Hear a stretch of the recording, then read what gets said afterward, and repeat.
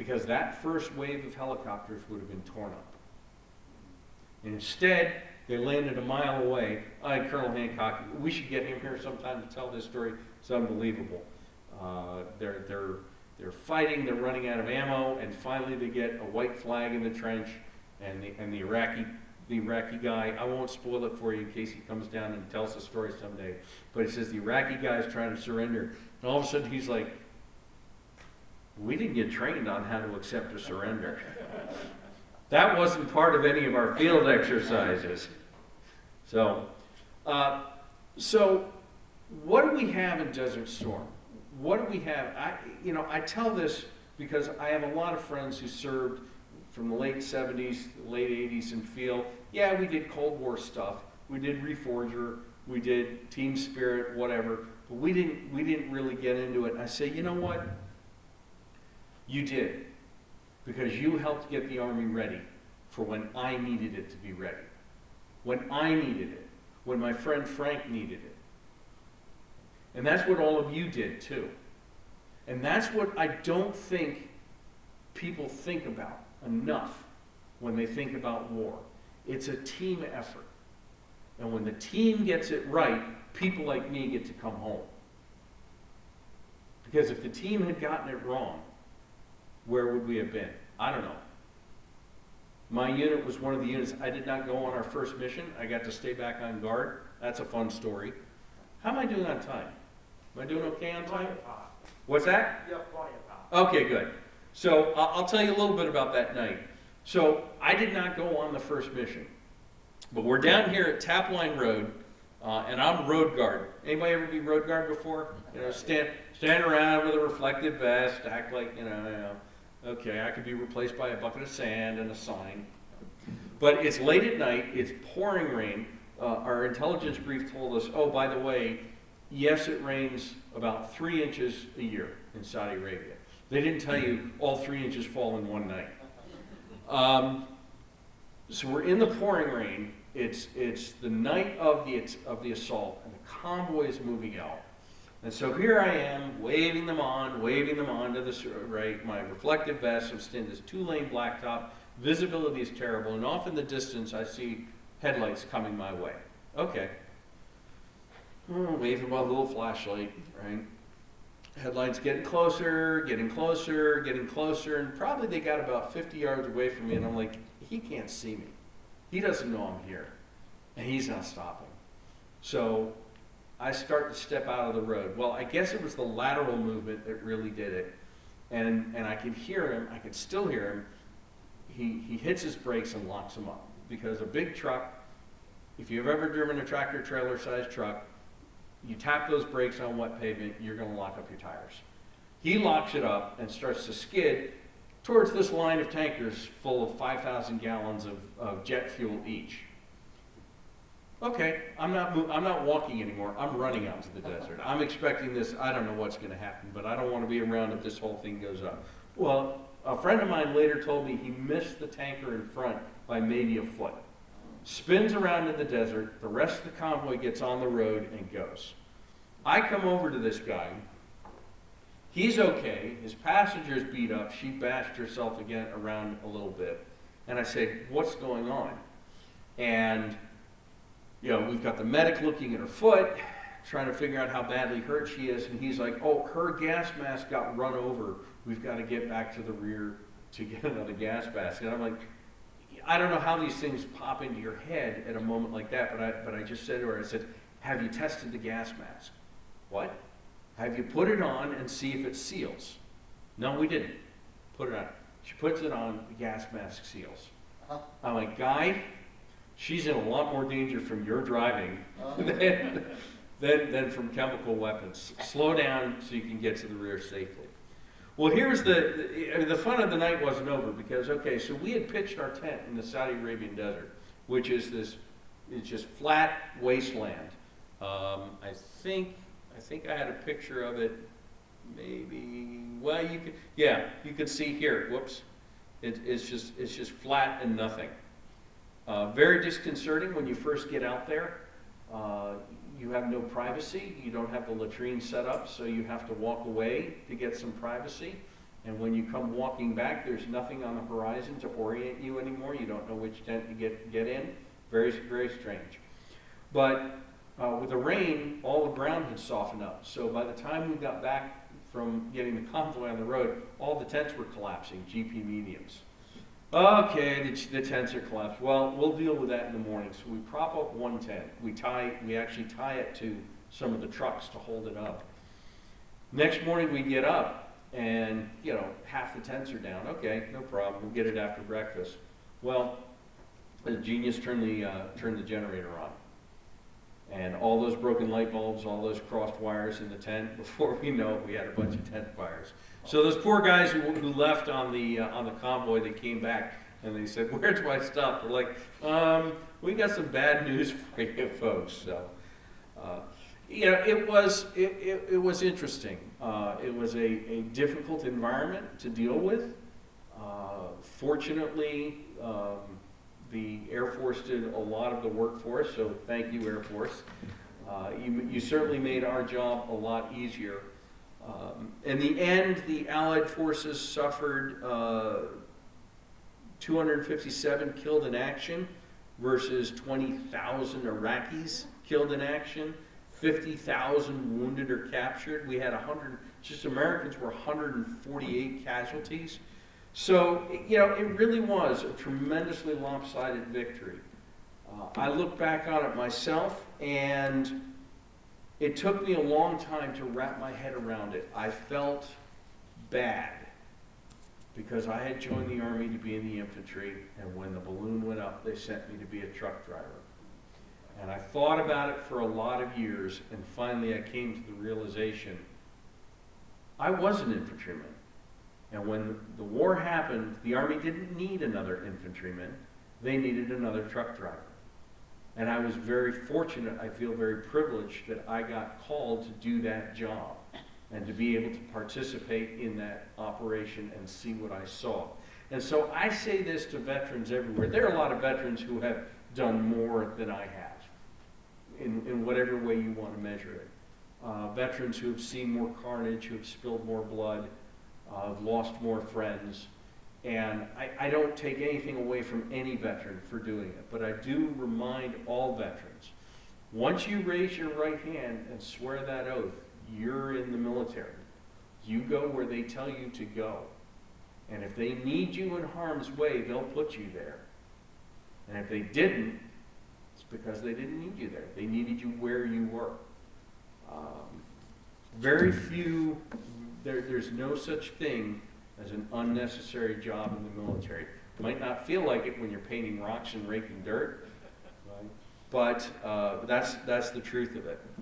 So where do we go after Desert Storm? Well, I come back to the United States and spend about another year in the Army and get out. And I've kept my eye on the situation over there ever since. But if you look at what happened in the immediate aftermath, there's something that I do think is worth mentioning. Of course, there were the failed uprisings by the Kurds, the attempts to overthrow Saddam. I do tell people sometimes ask me, how do you feel about not finishing your job over there? I tell them, I said, we did. I feel that we did. We were sent over there for a very specific mission, and we did it. And whether or not Saddam should have been taken out at that point in time, whether or not Saddam should have been taken out at some other point in time, is not a question that I can answer as a grunt. Ours is not the reason why. But I was sent over there to do a job, and I was very grateful that we had a commander-in-chief and a chairman of the Joint Chiefs who were very determined that there would not be mission creep, and that when our job was done, we would be brought home. I came home by May. So I landed I got to Saudi Arabia on January 13th, and I was home by May 5th, I believe. So it was a very quick turnaround for me. And our unit left kind of late, because our unit had kind of gotten there late. Public opinion, of course, was fantastic. They loved the war. Unfortunately, most of the civilians in this country have not had the briefing I just gave you. They don't understand what went into winning that war. They don't understand that a lot of things had to go right or things could have gone very, very wrong. And unfortunately, I think Americans are left with this impression that we've kind of figured war out and it's really pretty easy, which I don't know if any of you have relatives or friends who have been fighting the recent conflicts. It's not easy, never is. I also, while I'm on the subject, I have nothing but respect and admiration for the young men and women who have signed up since 2001. When I enlisted in 1988, yeah, sure, in the back of our minds, World War III might happen. But really, when I got the word that I was going to Saudi Arabia, I really kind of had a moment, probably half an hour, 20 minutes, half an hour, where I sat around going, oh my God, I really never thought this was going to happen. It never seemed possible to me. Everybody who has enlisted since 2001 did so knowing there was almost no uncertainty about it. Very much like the folks who enlisted during the Vietnam War, knowing that you're going to go. And that counts for draftees too, who, yes, technically you got picked, but you had options and you chose to go instead of exercising those options.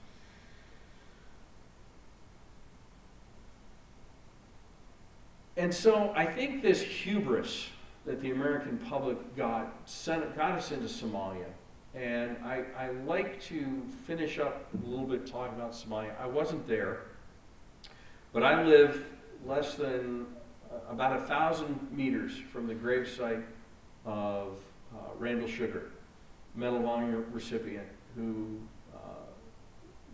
lost his life in the Battle of Mogadishu, along with his partner Gary Gordon, attempting to save the crew of Mike Durant's Black Hawk after it was shot down. They did save Durant's life. There's no doubt about that. Unfortunately, at the cost of their own. And I really look at these two events as the bookends of what is at this point in history what I consider the high point of American history.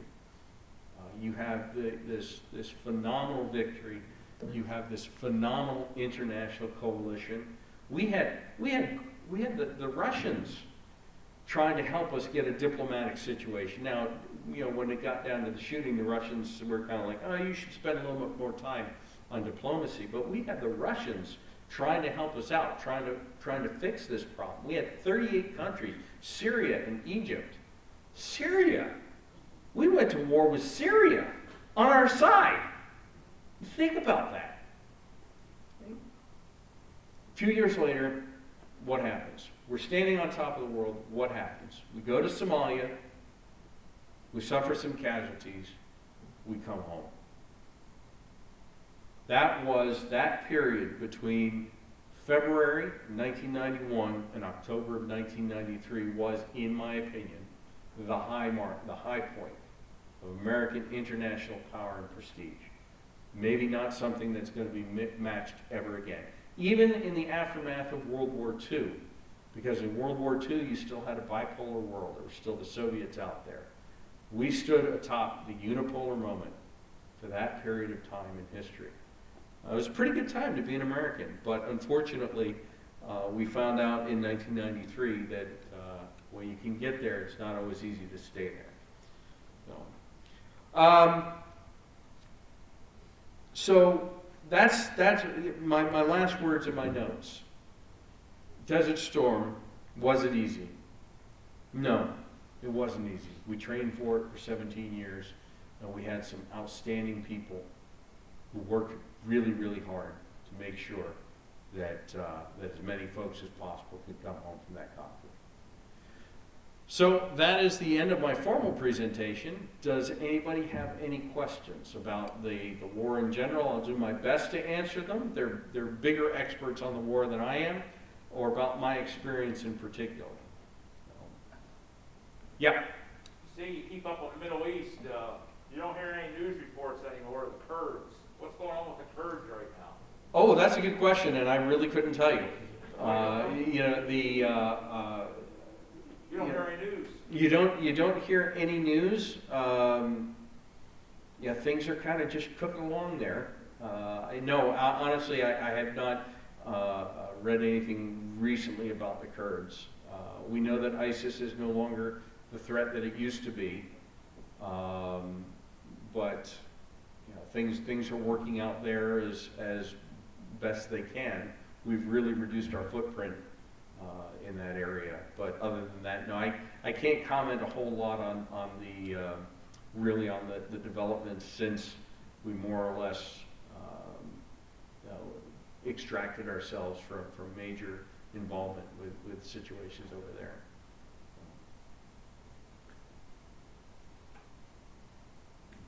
Yes, sir. Of course, we were still serving during Desert Storm. Air Force? Yeah. Fantastic. And, What did you do? working on the B-1 bombers. Oh, okay. Well, the B-1s, I think we're over there. Yep. Great. Thank you. Appreciate it. And back in the States, we were in South Dakota with B-1s. There was so much fear about the chemical weapons Mm-hmm. going on, and you portrayed they were dawning immediately. Right. Do you think that was some bad intelligence, or? No, I don't think that was bad intelligence at all. Saddam had chemical weapons. He had used them operationally. And it is now quite apparent that there were some, I wouldn't say that the weapons were deployed at the fully operational level, but there were some depots in the combat zone that got blown up. And it's pretty clear now that those alarms that were dismissed as false alarms at the time were not, that the bombing and of those depots did lead to very low levels of contamination and dispersal. No, and even if it, you know, the threat never emerged, and I'm very glad the threat didn't emerge. We first were told that they were chemical weapons that had hit Tel Aviv. And we discussed whether or not we should go outside and see if we could see the flash when Baghdad got vaporized. You don't screw around with chemical weapons. I spent my last 6 months in the Army as a NBC, nuclear biological chemical warfare NCO for a company. You don't screw around when you think those are involved. You don't. So yeah, I mean, it's bad stuff, and I think we were right to take the precautions we did. Yeah, absolutely. Yes. Hi, my name's Alice. I'm a Desert Storm veteran. I was wondering if I could just give a shout out to the National Desert Storm War Memorial. Yes, you can. Absolutely. I put some postcards on the table. We are building a memorial in the National Mall in D.C. across the street from the Vietnam Wall to honor the 383 fallen of Desert Storm. It was very important for us to have it near the Vietnam Wall because so many of you were our leaders during that war, and it was important that we had that connection. As you know, from building the Vietnam Wall, there's no taxpayer money. It's grassroots effort. But also, for those of you that are from York, we are brewing a beer called Captain Jack after one of the first casualties of the war. You can only get it if you get a brewery where you live to agree to brew it. Stony Run Brew House on East Market Street. East or West, Market Street, that's Walmart. We're gracious enough to be the first and only brewery in Pennsylvania to brew Captain Jack. And as long as people continue to buy it, they say they will continue to brew it. If you have any questions, you can answer it. Where were you? Who were you with? I was with the National Guardian in New York. Okay. That activated, so I was with the 131st Transportation Company, driving trucks. Okay. I was actually supplied for, I got a little board, so they let me drive. Were you on Tapline Road? We were, so we started out at the Port of Albemarle, Yeah. then we went out off Tapline Road to ALLVETS near Hopper Bottom. Okay. I was at Charlie. Oh. Yeah, we could have passed each other on the road. So I remember you. You cut me off. And then on the way, then after ALLVETS we were at Cobar Towers back at. Okay. Sure. Yeah. Yeah. We came back through KKMC, which is like down here in the. That's actually, I think no. There we go. King Khalid Military City, big Saudi air base. So we. I did some fire runs there, got my wisdom teeth out there. Oh, outstanding! Great. So fantastic. Well, good. Well, thank you. Thank you. Come see me afterwards, I definitely and will. Thank we'll you. compare some notes. So I won't drop a coin on you though. No. But that's fantastic. Yeah, you know, and that was something that I really should have mentioned. But Desert Storm was our first time going to war with a more or less fully integrated military with women.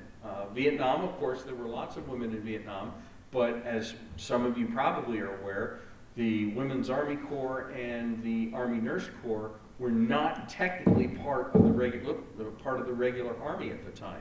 So by Desert Storm, both those organizations had been assumed into the Army. So 40,000 strong. 40,000 strong, outstanding. No, and we had some women in our unit, and in fact, I was partnered with a female truck driver. So yeah, it's fantastic. So, yes. I remember they were planning a diversion of the sea invasion. How well do you think that really worked? I think I have something in my notes about that actually, because they did successfully tie down. I think it might have been as many as 4 Iraqi divisions.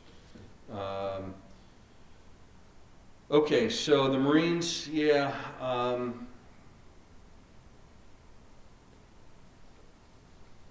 I don't have the exact number, so don't hold me to that. But I believe it may have been 4 divisions of Iraqis that were pinned in place because the Marines were tooting around in the Gulf, looking like they were going to do. Yeah. It's very interesting because they did do their amphibious landing behind our lines, but the Marines were the ones that swept up the coast towards Kuwait City, 1st Marine Division, 2nd Marine Division right here, and then Arab forces were the ones that actually liberated the city. So, and that was partly political, but that was also partly because it just makes sense. You send in troops who speak the language, who understand the customs, so that there's no misunderstandings. It also, in my opinion, it probably was designed because the idea was that these guys will do a better job. If there's any Iraqis that are trying to hide among the population, these guys will do a better job of it. So, I will mention, you know, we got some news. We of course didn't have TV. We could get the BBC World Service sometimes on the radio. We got USA Today, some of Newsweek, some of those magazines sometimes. And I was aware that there was an anti-war movement. There was people who felt that this was just a war for oil. And to be honest, I was a little bit like, okay, well, maybe we're just over here for oil. All those concerns disappeared when I got to Kuwait City. We rolled into Kuwait City, I'm going to say it was probably mid-April on a fueling mission. The oil fires were still going. So we rolled in at close to sunset. And so you had this black sky from all the oil smoke, but the sun was coming in underneath. So the ground was all lit up with that sort of red glow of sunset. Very surreal, dark sky, brightly lit ground. And of all things, I had Pink Floyd playing on the radios, or on my stereos we pulled in. I don't remember seeing a single intact window. In fact, I remember kind of thinking that the buildings were staring at us. We saw wrecked vehicles that the Iraqis had tried to use to evacuate. I remember distinctly looking at this one, and it had all these doors in it. And there was a garbage can full of doorknobs. I was like, they stole doors and doorknobs. They stole everything. They stole everything they could get their hands on. They raped and pillaged that city for months. And I made up my mind at that point. I said, okay, oil, I don't care. This was the right thing to do. We liberated this country. It was the right thing to do. And you know, that was just, and I've never looked back. I've never questioned since, you know, and I'm fortunate because I understand not every conflict is so crystal clear. But that one to me was. Maybe I'm biased, maybe 100 years from now historians will say something else. But I'll say this to those historians, you weren't there.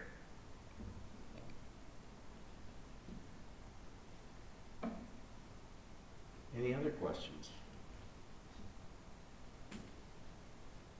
I'm sorry, young lady, your name? Alex. Alex. Alex? Okay. Do you remember the flies? Yeah. Do you remember you had to eat, had to eat one-handed, literally? We had an exterminator in our company, so we sent him a scent for some nasty chemicals, so. Oh, okay. We had a fly problem after a while. Uh-huh. We didn't, so. No, the flies, as soon as it started to warm up and the flies started to hatch, I don't know what else they ate out there, but they were so bad, you literally had to have one hand over your food while you were eating it to keep the flies from landing on it, so. And then by middle of April, it was paralyzingly hot. I don't know when you left, but you would get up around 5:30. If you had anything to do, you did it first thing in the morning. By 10 o'clock in the morning, it was too hot to do anything. You sat around, and if you had anything to finish up, maybe after 5 o'clock, the sun would, remember how the sun, 2 sunsets? Because the sun would get low in the sky, and it would get below the dust cloud. So that would be the first sunset, and then things would start to cool off. And then it would finally go down below the horizon, and it would get dark, so. Yeah.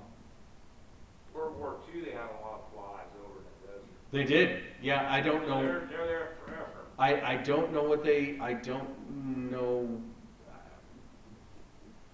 what do they eat when we're not there? I don't know. Each other, probably. Maybe each other, I don't know. I don't know, so. Any other questions? All right, well, I want to thank you all for coming out. I want to thank you for your attention. Thank you. I hope I shared some interesting, gave you a different perspective maybe, or at least entertained you for a little bit. You know, to me, it's a privilege to come down in front of, yes, sir. You work at that museum up at. I do. I'll give a little shout out, I don't know if these people. Oh, okay, well, let me finish, It's great. let me finish my thought and then I'll move on to that. For me, it's really an honor and a privilege to have an opportunity to tell my story. I learn new things about it every time I tell it. I think I tell it the same way every time, more or less. And I strive not to embellish. But it's an honor as a veteran to have an audience that is interested and curious about your story. And so I will segue right into some of the work I do with the Army Heritage Center Foundation. We're the nonprofit friends group to the U.S. Army Heritage and Education Center, which is part of the War College. It's an archival and museum complex. We have over 15 million documents, photographs, and artifacts pertaining to U.S. Army history, some pertaining to Air Force history because we have some Air Corps stuff. And occasionally we have little bits of Marine and Navy history. No, I actually found we have 50,000 veteran surveys. And I encourage you to reach out. Linda can help you get in touch with me. I have a Veterans Oral History program where I train high school students to interview veterans, collect their stories. If you're interested in telling your stories, it's fantastic. These kids are really wonderful and they want to hear your stories. And I'll tell you, I've had a number of Vietnam veterans in particular say to me, these kids don't know about the politics because they didn't grow up with it and they just want to hear, they're still just learning about the war, about the conflict for the first time. So if you want to tell your story, if you want to record your story, if you aren't ready to tell another person yet, I have a veteran survey, and we have an Army survey, and then we have sort of a generic survey that can be used for veterans of all services. We don't usually collect other services up there. We do have some things. We've got some Marine Corps stuff from World War I when they were part of the 2nd Infantry Division. We also have, I don't know why we've got it, we have surveys from sailors who served on the USS Arizona in the 30s. Wow. How did that get into our collection? I don't know. Fascinating reading, fascinating reading. So But if you want to preserve your story, that's a great way to do it. There's a great archives that you can get it into where you know it'll be taken care of, and where, who knows, someday some historian might look at it. The USAHEC is, we have a museum. It's open to the public. It's open right now, Monday through Friday. And we're looking at opening up on weekends in September. Right now, there's a 25-person limit inside the building, but the macro exhibits outside you can explore to your heart's content. May you usually have a big to-do up there. In May, yeah, we canceled it this year because of COVID, but we usually have Army Heritage Days on an Armed Forces weekend. I want to point something out about this collection, however, okay?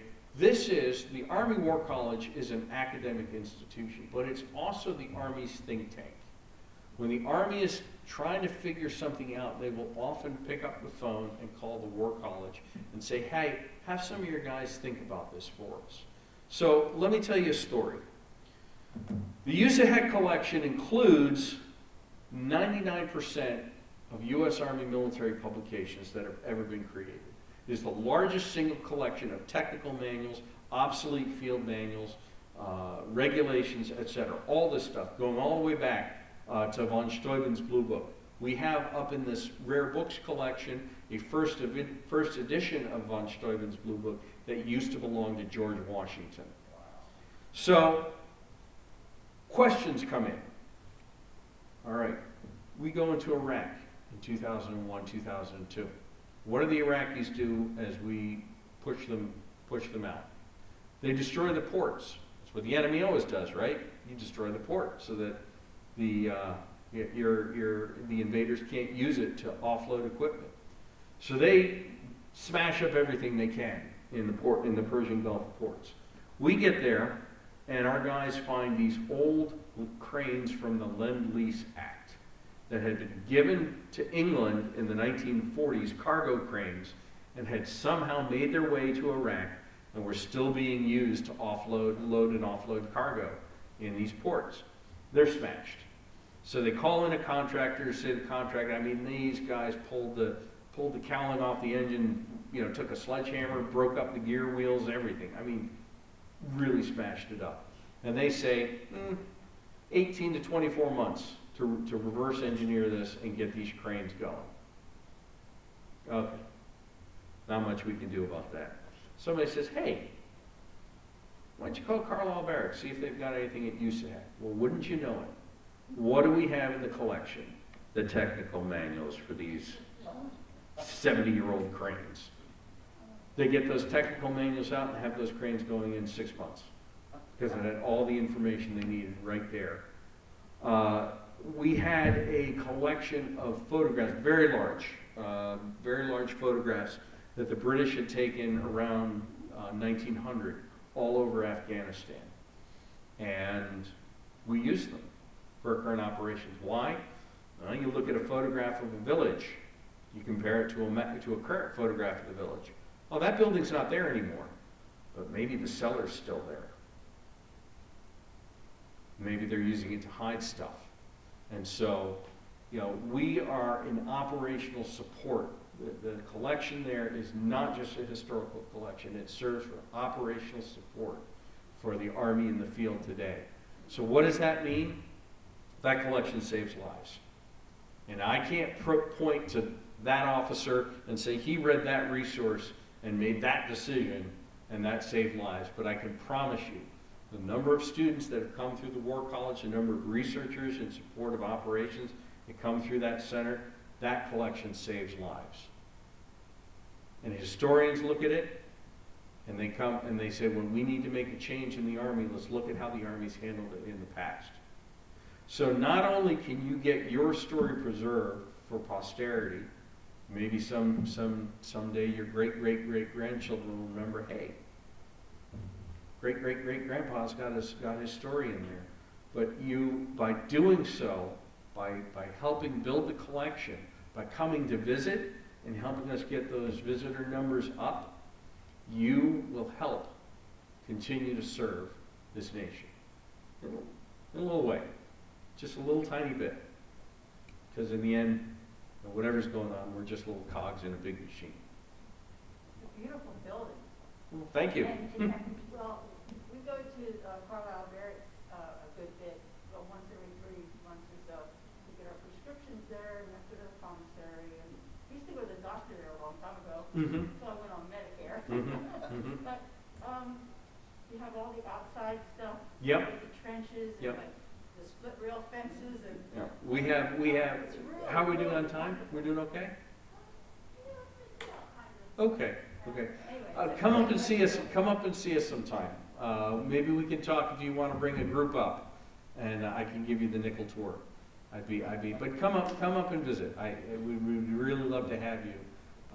We have a lot of people who work hard to make that place wonderful. I don't do the exhibits, but I know the people who do, and they love to see people coming and seeing their exhibits. So, and you never know, you might find something that we have had people come and find their own picture up on the wall. So.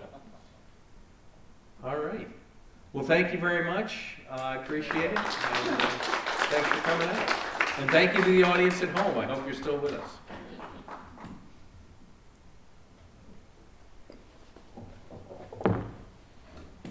Now to get your cupcakes. Yeah. Well, I have copies of Colonel Hancock's. Let me put my mask on so we can comply with Uncle Tom's. Uncle Tom's